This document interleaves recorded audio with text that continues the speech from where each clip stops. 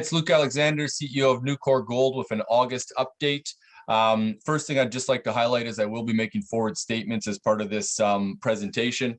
I guess since the last update, we've had some very exciting news. In June, we put out an updated PEA, which had some very robust economics, as well as we put out some very strong drill results from our project, including the highest grade results ever recorded at our project, 95 grams over 2 meters, as well as we just closed a financing on August 4th, where we raised $11.5 million and brought in Franklin Templeton as a lead investor and now 8% shareholder of the company, which I ultimately think, again, highlights the opportunity that we've got within Newcore and the district scale exploration that we're targeting to be able to attract another tier one investor to our shareholder register.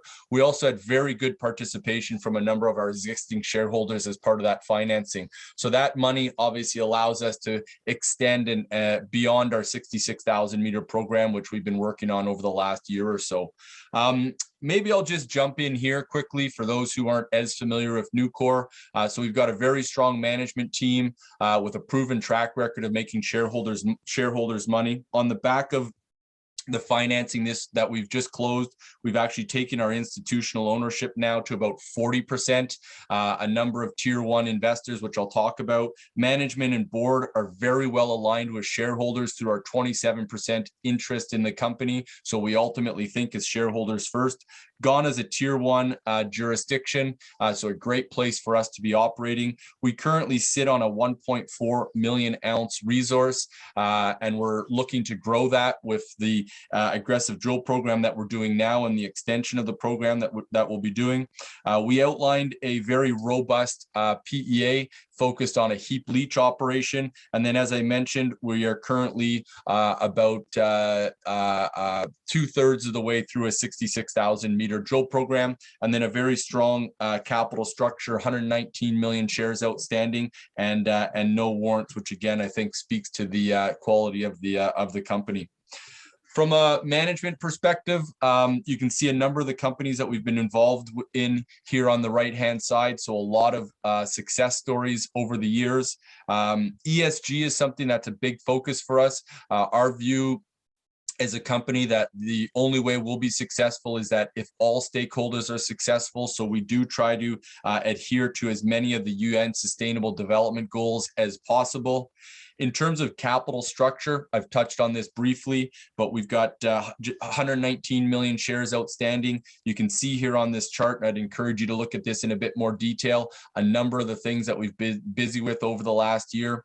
Here are a few of our institutional investors. As I mentioned, Franklin Templeton led our last financing. They're now an 8% shareholder of Newcore. Ruffer's at about 6%, Merck and SSI about 5% each. So great to have that institutional support and shared vision of our district scale exploration opportunity. We also have very good support from the investment banking community. We've currently got 5 investment banks out of Toronto covering us from a research perspective. And again, I think that speaks to the quality of the company. Ghana is a great jurisdiction to be operating in. And we're very fortunate to have amassed such a large land package when we did. Ghana is the 6th largest gold producer globally. It produces about 5 million ounces per year, making it Africa's largest gold producer. And there's a number of major gold companies operating in country. Newmont would be the largest one. If you follow Ghana in any detail, and the Ahafo asset, you'll see that Newmont last month announced that they're doing a major expansion there at Ahafo, about $750–850 million of capex, and that expansion will take their overall production in Ghana to over 20%. So again, I think this speaks to what a tier one jurisdiction is. Ghana is to have the largest gold company on the planet with that kind of exposure to one country.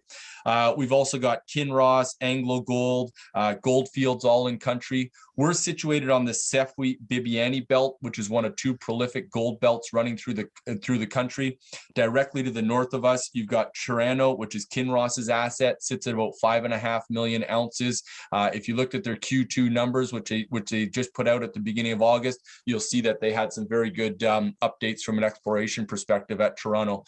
Bibiani, in the news as well, there was an announcement early August that Resolute has sold that asset to Asante Gold. So again, I think that highlights the desire for companies to be operating on the Sefwi-Bibiani belt. Newmont to the north of that, and then also Endeavour, the Afema asset. If you looked at Endeavour Q2 numbers, you'll see that they put out some updates on the exploration that they've had down at Afema. So lots of activity along the Sefwi-Bibiani belt, and we're very fortunate to be there.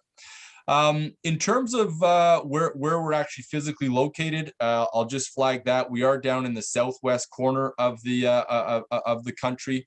We've got very good infrastructure on our project, which is one of the key reasons why Ghana is a great place to operate. So we've got a paved road and highway which runs directly through the middle of our project to the town of Enchi.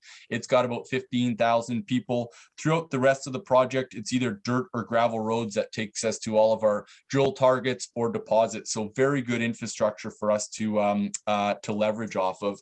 And you can see this town of Enchi here. It's got a hospital, a university campus, but it also sits far enough away from our project that we don't anticipate any issues in terms of it being too close.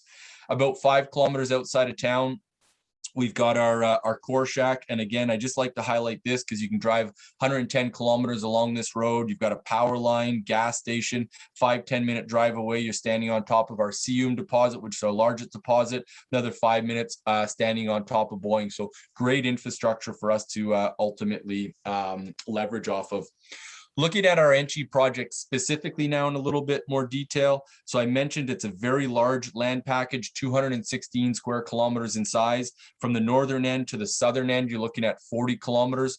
And within that, you've got about 100 kilometers of shears that run through the property. And looking at our deposit, as well as other deposits along the Sefwi-Bibiani belt, you'll see that that's where the mineralization sits. As I mentioned, early June, we put out a PEA. The rationale for putting out a PEA was really to show investors in the market the fundamental value that our Enchi project holds. It was a heap leach focused PEA, but really from here, our focus remains on exploration. So looking at that in a bit more detail, within the PEA, we only included 20,000 meters of drilling. So we've got another 46,000 meters of drilling that we'll put out on top. But in terms of the actual numbers that came out of the PEA, $212 million after-tax NPV at a $1,650 gold price. In terms of the IRR, you're looking at a 42% IRR at $1,650 gold. If you increase that to $1,800, which is where gold is trading today, you're all of a sudden looking at a $300 million NPV and a 54% IRR. So very good leverage to the gold price and a nice underpinning of value for our shareholders. One of the key things that drives the economics, and something that you'll have heard me talk about if you have watched any of these over the last year or so, is that heap leach operations are low capital intense projects. And that was highlighted with the $97 million of CapEx. We are looking at a good mine life, so 11-year mine life with just under 1 million ounces of recoverable gold, with a nice 104,000 ounces of production in years 2 through 5. But again, the focus remains on the district scale exploration that we've got. And when we look at that in a little bit more detail from a resource perspective, we are looking at 1.4 million ounce resource. That includes about 76,000 meters of drilling.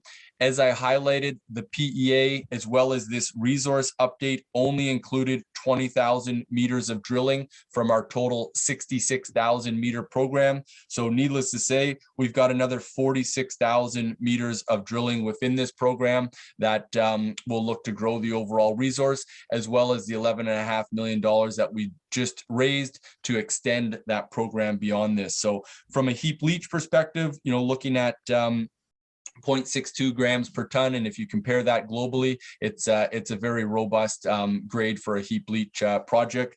But if you wanted to go and look at different cutoffs, and let's say a 0.5 cutoff, you've still got over 1 million ounces of recoverable resource there. So a really nice resource for us to ultimately building off of. In terms of our 66,000 meter drill program, it is focused on our existing resource areas. So Boeing, Sium, Niam, and Quachikrum, looking to expand along strike at all of those areas. All of them remain open, so very good opportunity for us to expand, as well as Kojina Hill and Arati. These are areas that were previously drilled. We're getting back there, doing additional drilling, and looking to over time add those to our resource areas. And then we'll be drilling some new areas for the first time ever, which we're very excited about, and looking to make some new discoveries. And I'll get into that in a little bit of detail. First area I'll take you to is Sium. It is our largest deposit. It sits here kind of on the southern part of our project, about 5 kilometers away from Boeing, which is our second largest deposit. And then we've got Niam and Quachikrum, which makes up our third and fourth deposits. And looking at Sium first, about 725,000 ounces. But one of the key things is that, all of these deposits that I'm going to be showing you in the next few 3D images all remain open along strike as well as at depth. What you're seeing here is with these gray outlines, that's the pit constrained resource. And you can already see that we've added quite a bit of drilling that hasn't been included in the resource. Probably the best example of that would be at our Boeing deposit, which again sits about 5 kilometers away from Sium. When you look at our Boeing deposit, and if you follow some of our press releases that we've put out over the last few months, you'll see that we've talked a lot about how we've been doing significant step out drilling at Boeing, and I think this is a really good way of highlighting that. So 400 meters to the north of Boeing, we've extended the mineralization, and you can see that highlighted with these drill results here. And then even more significantly, 1 kilometer to the south at Boeing, we've extended the mineralization there. If you look at that relative to the 2.8 kilometer pit constrained resource that we've got sitting here, which makes up about 500,000 ounces, it's pretty easy to calculate that, adding the 1.4 kilometers of mineralized material will have a meaningful impact on our overall resource. And then importantly, these still remain completely open along strike. So we've only drilled about 50% of Boeing to date. The other opportunity for us is to ultimately look at expanding outside of the existing pit areas and ultimately at depth. So this would be a good example of that here, where we did some down dip drilling based on some past success that we had with some of the drilling closer to surface. And here in this hole number 64, as we started to drill deeper and step out, we've encountered 1.8 grams over 74 meters. So that's a very significant result there, and something that we're excited about. Similarly, here in hole number 236, you can see again the outline of the pit there comes right through here, and if you look at it on this image, the pit would be outlined there. We've stepped out and below the existing pit and encountered some very nice mineralization, so 0.9 grams over 69 meters. So we've got a number of these drill results that we're very excited about. The third area that I'll talk to you about is Niam and Quachikrum. So you've got the You've got NIAM sitting here on the northern part of this section. It's a 1.8 kilometer pit constrained resource. Directly to the south of it, along the same what we call NIAM shear, you've got this area Quachicrum, which we just put a maiden resource out on at the beginning of June. But what we're seeing is mineralization to the north, which we've started to drill, as well as to the south of NIAM, and as well as on both edges of Quachicrum. And then you've got this essentially 3 kilometer gap zone that sits in between those two deposit areas. What we're focused on is stepping out to the south of NIAM, stepping out to the north of Quachicrum, and over time, what we'll look to do is essentially fill in this entire area with the goal of connecting both NIAM and Quachicrum and adding ounces. So in terms of, kind of summarizing our exploration approach, this is potentially the best way to do it, is looking at this pyramid on the left-hand side. On the map on the right, you can see the 25 different targets that we've identified across our project. Those include our 4 deposits, as well as some of the previously drill tested zones.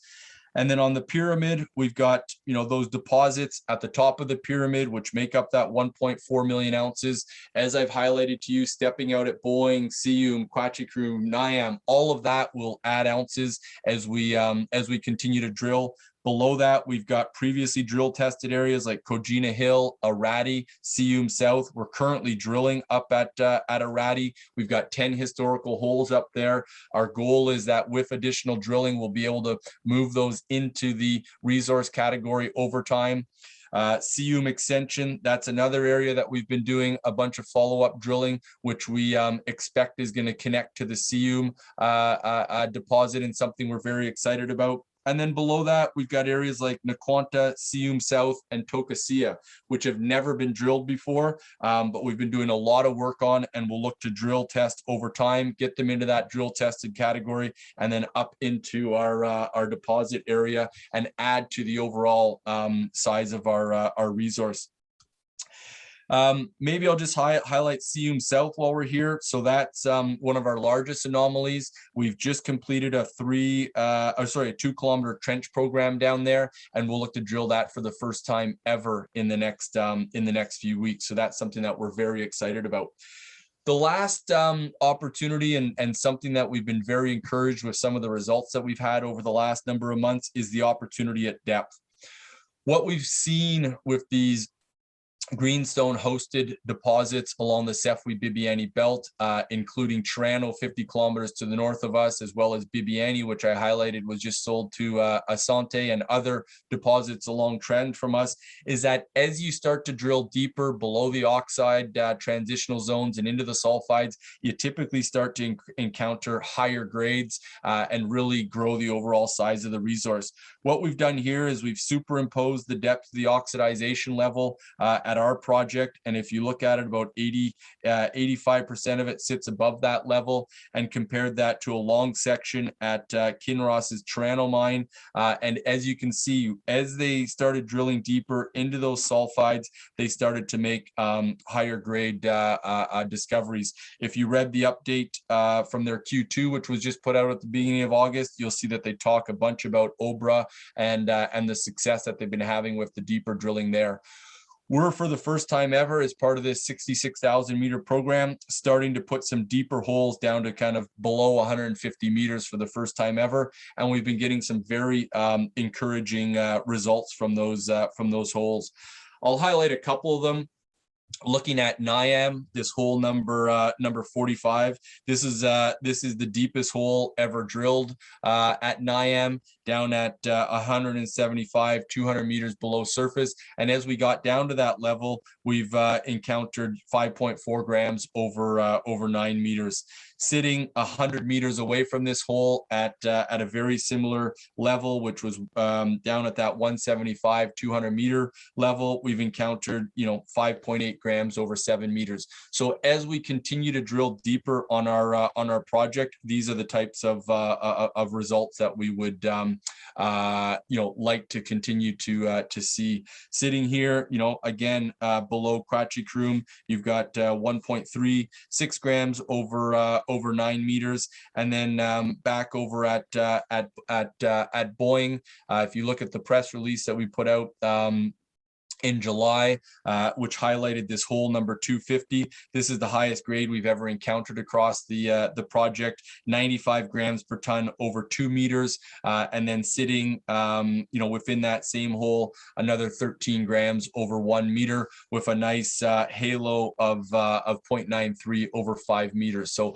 as we continue to drill deeper on this project and get a better understanding of where these high-grade shoots sit, we would like to see a very similar geological setting as we've seen at other projects along the Sefwi Bibiani belt.